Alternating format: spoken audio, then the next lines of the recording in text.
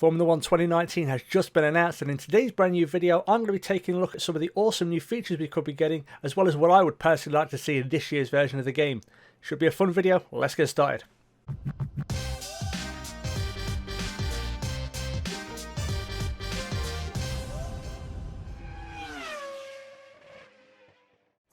What's going on, guys? My name is Batilio, and today is the day. Formula 1 2019 has been announced, and I'm very excited for it. I'm a huge fan of Formula 1, huge fan of the Formula 1 games, even though I don't play a whole lot of them on my channel. I will be getting into that at some point again. But yeah, so we've got a brand new teaser trailer for it, which was released yesterday, and so this video we're going to be taking a look at that teaser trailer in a moment, and then we're going to be running through what information that trailer is kicked up for us regarding new features that should be coming to the game. So yeah, there's a little bit to get through, so like I said, let's get things kicked off, and we'll start off by taking a look at that little teaser trailer.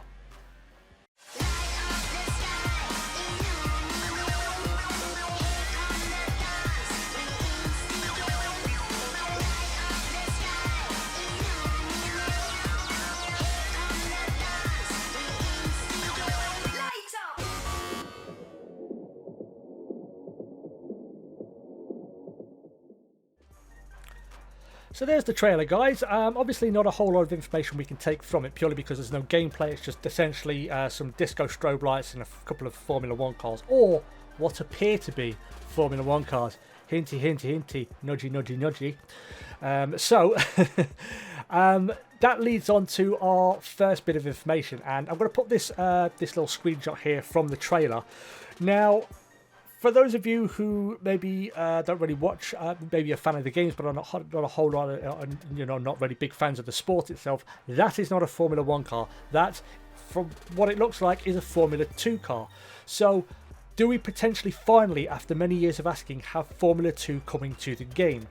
If we do have Formula 2 coming to the game, I think the big thing it's going to act as a starting point for your career mode playthroughs. Now, while I'm very happy for this, if this is the case, because a lot of people have been asking for it, I think just having Formula 2 in there is not going to increase immersion as intended. It has to have a couple of other things, and the first little thing it needs, which is something I've been asking for and you guys have been asking for so long, is an active driver market / retirements. Because let me paint you a picture. You do your season in Formula 2, you get signed by a Formula 1 team. What happens to the Formula 2 at that point? Does it roll along with you throughout the 10 seasons of career mode? Does it just stop being, it's a case that a wall is put up, it no longer exists in your sphere of gameplay, you're just in Formula 1 now, and that's it? If that is the case, that seems to be very wasteful with this new feature. Whether it's in their build up to in the next game, I'm not sure, but I think in order to make it work properly and to give you that level of immersion that we've been crying out for, you have to have an active driver market / retirements working with the feeder series. So let me paint you a picture, a scenario. So you've signed for a team in Formula 2, you're doing well, and then you say, hypothetically speaking, you sign for Ferrari, okay? Then a little bit further down the line, you maybe get an email from your agent saying, Kimi Raikkonen is due to retire from Formula 1. That means there could be a seat available at Alfa Romeo next season, which obviously they're very strongly linked with Ferrari. You're probably not going to go from Formula 2 to jumping straight into a Ferrari, but then you have the scenario where potentially your rival for the Formula 2 season could be, say, Mick Schumacher, who is also fighting for that seat because he's just signed for Ferrari. So adding retirements in there and an active driver market, so teams can, drivers can move teams and so on and so forth, it would just work so well with this feeder series and would increase immersion tenfold in terms of a career mode playthrough. You wouldn't want to put it down. I personally wouldn't want to put it down. It's the one thing that sort of breaks from immersion, the fact that if you do a whole 10 seasons of career mode, Kimi Raikkonen is closer to, it near as makes no difference, 50 years old by the end of it.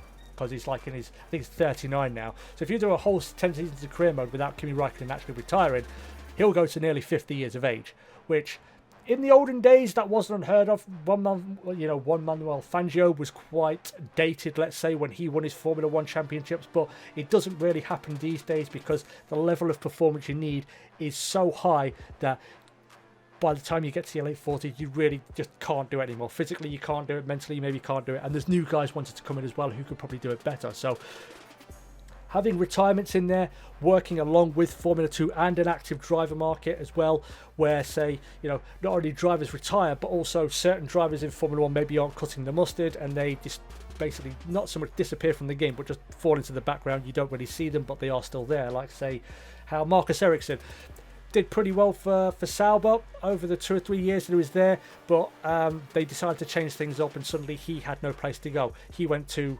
IndyCar, or Stoffel Vandoorne. Again, former GP2, Formula 2 champion.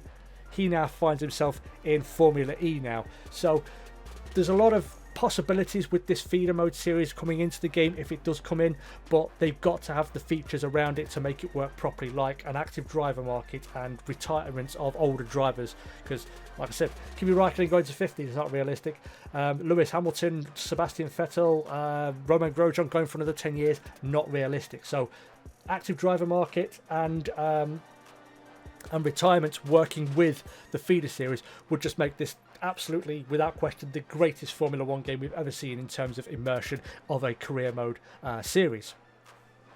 So the next point we're going to look at actually comes from the Cody's blog, and there is a link to that blog in the description if you want to check it out. But this touches on what we saw in the trailer, the Formula 1 car that we saw in the trailer, because it wasn't actually coming from any particular team. This is actually the Formula 1 spec car, the regulation car, that was designed by the FIA's technical team to sort of highlight what we'll be getting in Formula 1 car-wise and look-wise for this season. So from the Cody's blog and the information we have there, this car will be available in multiplayer. It adheres to the 2019 regulations, as you would imagine, but it comes with a range of custom livery designs. So it offers you a new level of personalization, it says here. We'll be looking at this in more detail in the near future, but for now you can take a look at these right here, and I'll pop the screenshots we've got from there of these custom liveries. So how far these custom liveries go, I'm not too sure, and where this eventually leads, I'm not too sure. I mean, this could be a start of, or a precursor to, potentially creating your own team. I know a lot of people have asked for it. It's not something that's particularly my cup of tea, but a lot of people have been asking for something along those lines where you can create and drive in your own team, you design your own livery, and so on and so forth, and you put it into a career mode sort of scenario.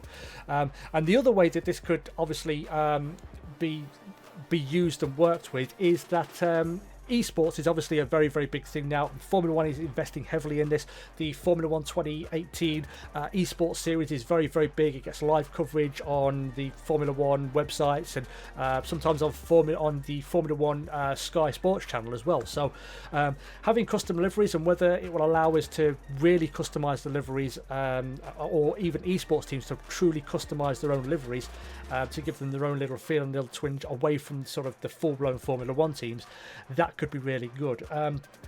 Another thing, if they're going to add custom liveries, I would like to see them expand on the helmet livery editor, because it's great just being able to, edit the colours and so on and so forth and put your own little spin on it. But when you put that next to the helmets you see in game, the helmets in game, they're covered with sponsorships and they've got the driver's numbers on there and so on and so forth. So while the helmet editor was fantastic when it initially came in, it's not really moved forward since it came in 2015, 2016 time, I think it is. So it is time to move that on and to give us a little extra immersion, whether they just give us some generic sponsors to pop on the helmet, or the option just to put our numbers on it and so on and so forth.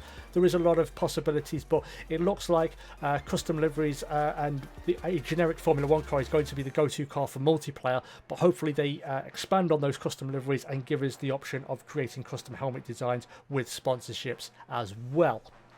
So the final bit of information again comes from the teaser trailer we got, and that is the release date. So in previous years with Codemasters games, we've been used to getting the game sort of around about late August, early September, normally around the Spa weekend, but I do remember a couple of versions of the game came out around the Singapore race weekend.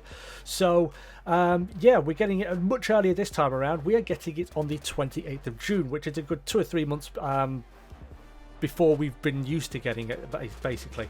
And reading from the Codemasters blog, it appears that Codemasters and the and Formula One, or the FIA, have been working very, very closely for the last couple of years, and I think this could be one of the offshoots of that.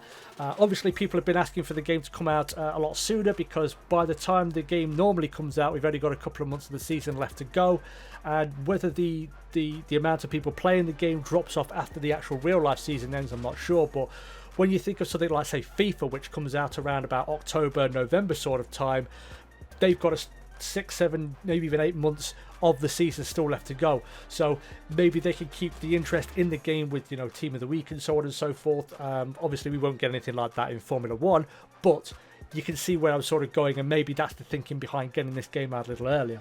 But even if it isn't, the big upside, of course, is the fact that we're getting the game earlier. My only hope is that they haven't rushed it and it's riddled with bugs, but time will tell on that front. But yeah, so an earlier release date is the final bit of information that I can glean from this particular teaser trailer. But I'm keen to hear what you guys think. What features would you like to see in the new Formula One game? Is it the active driver market? Are you excited for the feeder series? Is there something else that I haven't mentioned that you would like to see? Leave a comment down below. I'm always happy to hear from you guys. But that's the end of today's video. So thank you everybody so much for watching. If you did enjoy this, would like to see more Formula One, 2019 news videos or content videos, then I'll be happy to do them in the future, and I definitely will be doing more of them in the future when more information becomes available. But if you enjoyed this one, you would like to see more, make sure you hit that like button and subscribe, and also ring that bell notification so you get a heads up when all my new videos come out. But yeah, once again, guys, thank you everybody so much for watching. Stay cool, and as always, I will catch you in the next video. Peace!